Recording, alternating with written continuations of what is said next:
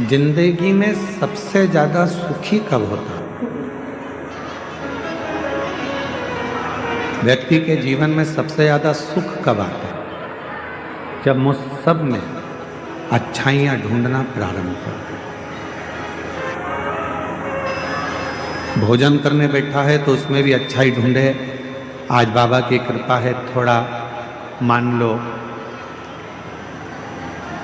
तेल कम डला, मसाला कम डला, तो भी बाबा को धन्यवाद दो कि आज बाबा ने कृपा कर कर अच्छा बनाया। पकवान मिल गया, लड्डू मिल गया, पेड़ा मिल गया, बहुत सारा खाने के लिए 56 भोग मिल गया, तो भी कह दो आज बाबा ने बड़ी कृपा करी कि खूब दी। प्रत्येक चीज में आप अच्छा ढूंढो। कथा में आए हो, आज कथा का विराम दिवस है। कथा 11 बजे विराम हो जाएगी, आप अपने घर चले जाओगे, सब अपने अपने घर पहुंच जाएंगे। अब वो 3 घंटे की कथा को, आपको 2.5 घंटे की कथा को कैसे लेना है, ये आपके ऊपर निर्भर करता। आप अपने मन को, लोग चिल्लाएंगे, क्लेश करेंगे, खड़े रहेंगे, इनके झगड़े में टाइम निकाल दो। चाहे आप झोली पसार कर बाबा से इस ठंड में खुले मैदान में पूरी रात सोकर आपने बाबा का इंतजार करा है, चाहो तो उसको झोली भर कर अपने घर पर ले जाओ। जो आज कथा का विराम दिवस है, कहते हैं कि मेरा बाबा जब जाता है, कुबेर भंडारी जब पोथी लपेटकर, अपनी पोथी को बांधकर, जब मेरा कुबेरेश्वर महादेव जिस भूमि पर कथा कर कर जाता है, आखिरी दिन वो अपनी झोली का पूरा खजाना जो जिंदगी में आशीर्वाद स्वरूप है वो सब लुटा कर जाता है, उसकी जिंदगी सार्थक है। पूरी रात शिव भक्तों ने रोड पर सोए हैं, क्योंकि पंडाल में तो जगह नहीं थी, पंडाल के बाहर जगह नहीं थी, भोजनशाला में जगह नहीं थी, रोड के उस पार जो टेंट लगा है उसमें जगह नहीं थी, तो रोडों पर लगभग 4 किलोमीटर के 5 किलोमीटर के रोड पर लोग रात भर सोए। मैं झारखंड सरकार के माननीय मुख्यमंत्री जी को, माननीय सोरेन जी को बहुत बहुत साधुवाद देता हूं कि आपकी प्रशासन ने, आपकी सरकार ने इस कथा को बहुत सुचारू ढंग से संभाला और उसको आयोजित किया। मैं माननीय मुख्यमंत्री जी झारखंड सरकार के सोरेन जी को बहुत बहुत साधुवाद देता हूं, मन जी को।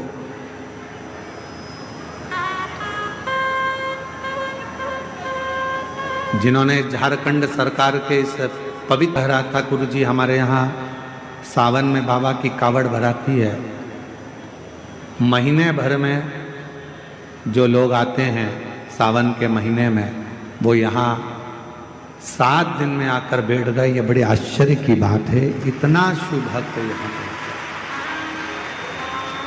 इतना। आप अच्छा ही देखो, भोजन में अच्छाई ढूंढोगे तो वो भोजन तुम्हारे शरीर में लगेगा। कथा में बैठकर आप अच्छाई ढूंढोगे कि हमको बाबा ने यहाँ बुला लिया, आपके अंदर एक उमंग होना चाहिए कि मेरे बाबा ने मुझे देवघर में कथा सुनने भले 1 दिन के लिए बुलाया, आधे घंटे के लिए बुलाया, चाहे 15 मिनट के लिए बुलाया, पर मेरे बाबा ने मुझे बुलाया। जरूर मेरा बाबा मुझे कुछ देना चाहता है, इसलिए मुझे यहाँ पे बुलाया, इसलिए मुझे बुला लिया। हमने देखा है, हमारे जो दादाजी थे स्वर्गीय शंकरलाल जी मिश्रा,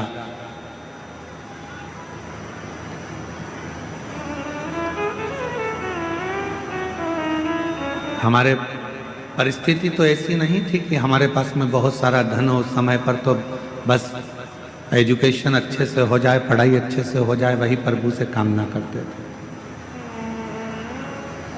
एक लकड़ी के चारपाई का एक खटिया पलंग था जिस पे हमारे दादाजी सोते थे।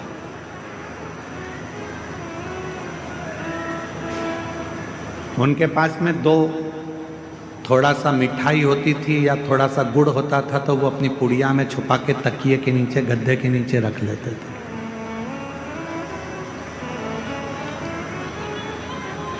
और जब हम अकेले दिखते थे तो आवाज लगाते थे, छोरा इधर आ, मोड़ा इधर आ।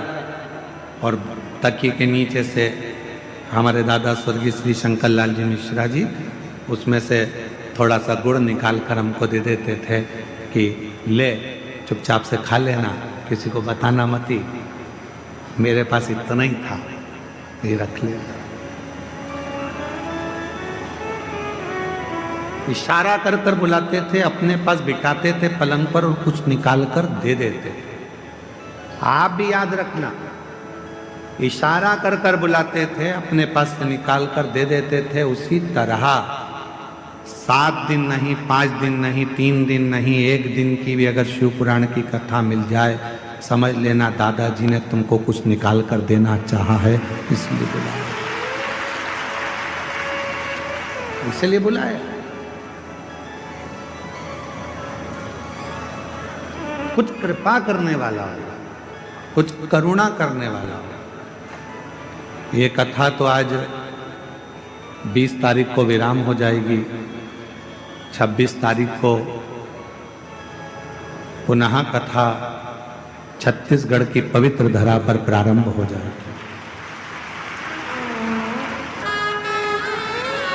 और जब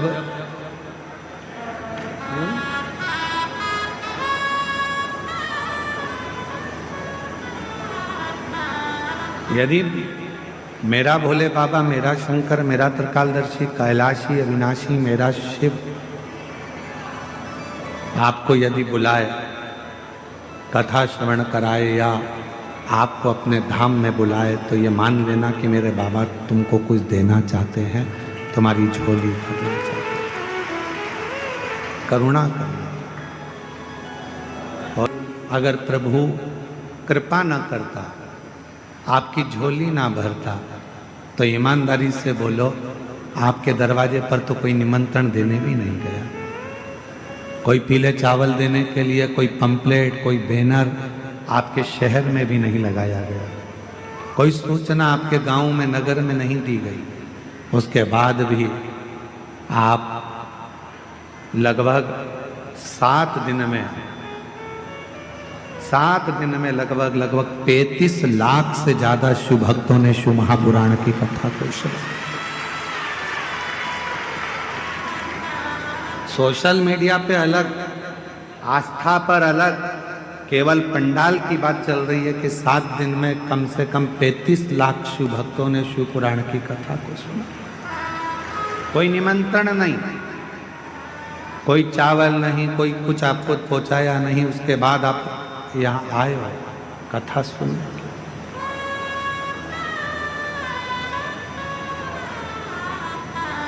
बिठले सेवा समिति हो, चाहे दुनिया की कोई समिति हो, आपके लिए बहुत ज़्यादा व्यवस्था नहीं कर सकते, क्योंकि 100 लोग आए तो उसकी व्यवस्था हो सकती है, 200 लोग आए तो उसकी व्यवस्था हो सकती है, पर लाखों में मालूम ही नहीं पड़ता कब कितने आ जाएंगे। तेरी कृपा का क्या है भरोसा, भरोसा ही मालूम भी तो पड़े कि कितने आने वाले।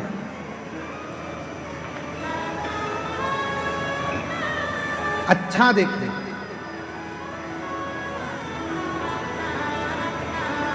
शिव मंदिर में जाओ, बाबा देवादिदेव महादेव के मंदिर में पहुंचो, जब वापिस आने लगो 2 क्षण नीचे नहीं बैठ सकते तो नंदी के राइट भाग में नंदी है, उस नंदी के सीधे भाग की ओर 2 क्षण बैठ जाओ। कुछ मांगो चाहे मत मांगो, कुछ बोलो चाहे मत बोलो, नंदी के पास बैठकर आपके मन में जो अच्छे विचार आएंगे, नंदी के पास बैठकर तुम्हारे मन में, हम आपको कथा में पहले वर्णन किए हैं पार्वती मैया तप कर कर कर थक गई, पर भगवान शंकर पार्वती जी के सामने प्रकट नहीं हुए। भगवान शिव प्रकट नहीं।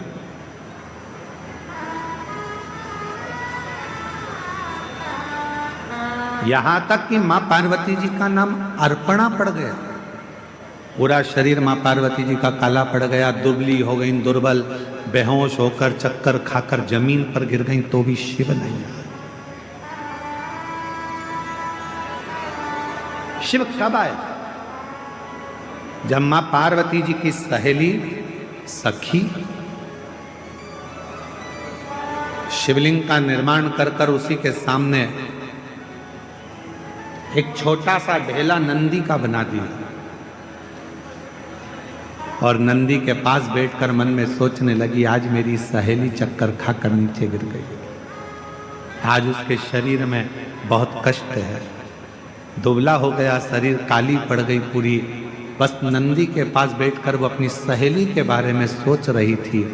वो सखी सहेली के लिए सोच रही थी। इतनी देर में तो देव अधिदेव महादेव पार्वती जी के सामने।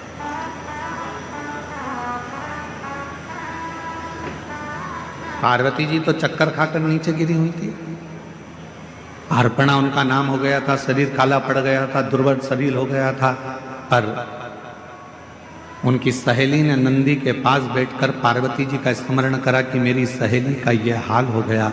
और नंदी ने सुना, कहते हैं नंदी के कानों में शब्द पहुंचता है, वो शब्द सीधे शंकर के हृदय से टच हो जाता है, शिव के हृदय से।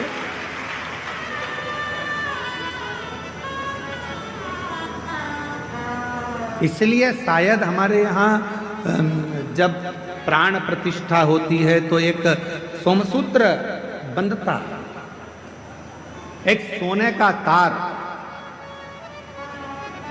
शिव और नंदी के बीच में एक तार होता है। एक चांदी का तार डलेगा, चाहे स्वर्ण डलेगा, पर एक तार शिवलिंग के नीचे से नंदी के सामने तक, नंदी के चरण तक वो तार जाता है, जिसको पत्थर से ढक दिया जाता है, जमीन में दबा दिया जाता है, उससे उसका संबंध हो, उससे उसका संबंध। जैसे विवाह करते हो तो गठजोड़ा बांधते हो। लोग यहाँ आते हैं देवघर में तो बाबा का गठजोड़ा बांधते हैं, तार से तार को जोड़ते हैं।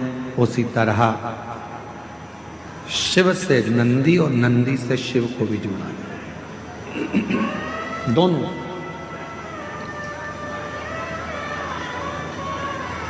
इसीलिए शायद कहते हैं कि हम जब नंदी के पास 2 क्षण के लिए बैठते हैं और अपने मन की कुछ कामना करते हैं, कोई बात करते हैं, कोई हृदय।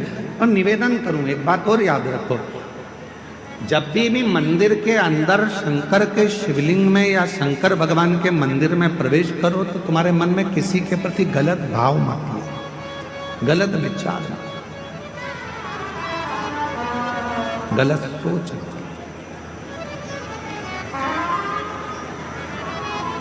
गलत विचार आएंगे तो वो गलत ही होगा।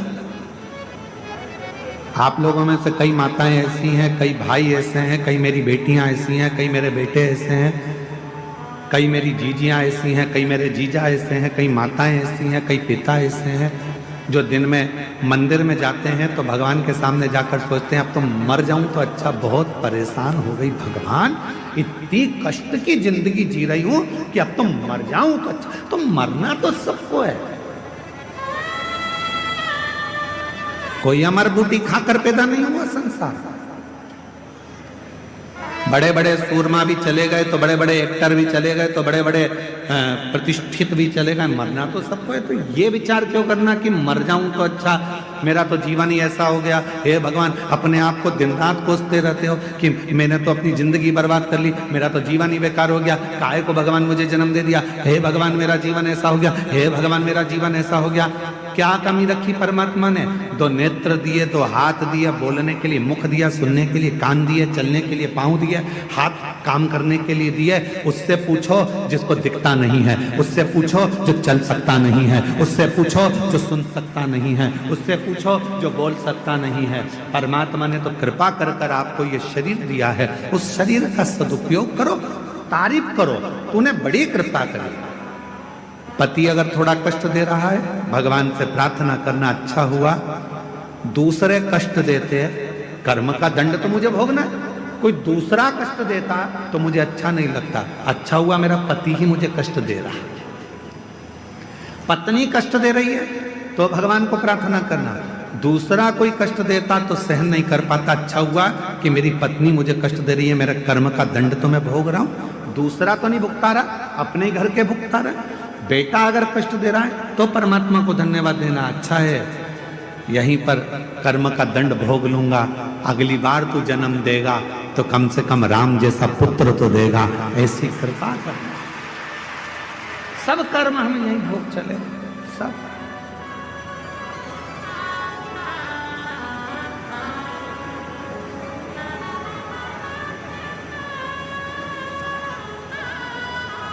से प्रार्थना है दूसरा कष्ट दे उससे अच्छा है अपने ही थोड़ा कष्ट देकर हमारे पूर्व के कर्म के भोग को काट दें और हमें तेरा दर्शन हो।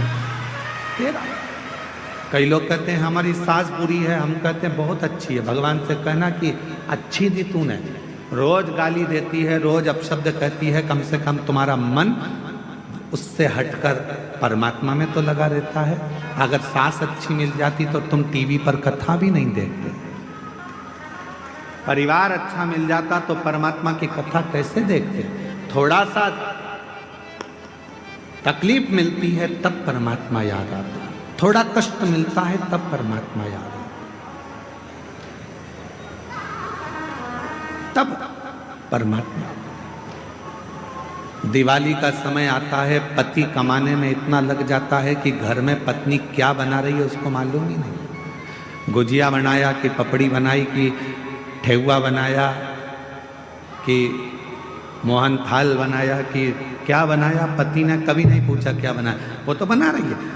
दिवाली के टाइम पर लगी हुई है, कहीं गुजिया बना रही, पपड़ी बना रही, पति ने नहीं पूछा तुम क्या बना रही, पति ने ये भी नहीं देखा कि तूने बनाया क्या। वो तो अपनी दुकान चला रहा है, अपना काम कर रहा है, अपना व्यापार कर रहा है, अपने काम में लगा हुआ है।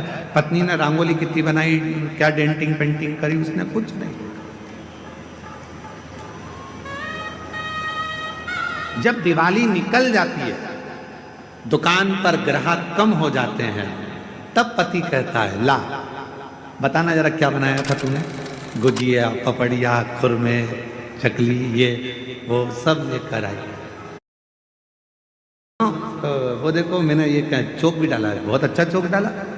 दिवाली के बाद, दिवाली तक तो पति लगा रहा काम में, दिवाली के बाद फिर उसने देखा कि कितना कितना पत्नी ने करा है, कितने पर्दे लाई है, कितना बनाया है, कितना रखा है, कितना दिया है। तब देखा उसने अभी 7 दिन तक तो तुम सब कथा के पंडाल में थे, समझो कि दिवाली मना रहे थे। अब यहाँ से जाने के बाद मालूम पड़ेगा कि भोलेनाथ ने कितना कितना दिया है, क्या क्या करा है, क्या क्या प्रदान किया। अभी तो तुम अभी अभी अभी तो तुम यहाँ अभी तो दिवाली मना रहे हो, फटाके फोड़ रहे हो, अभी तो तुम्हारी दिवाली चल रही है। दिवाली किसी किसी ने आतिशबाजी कर दी,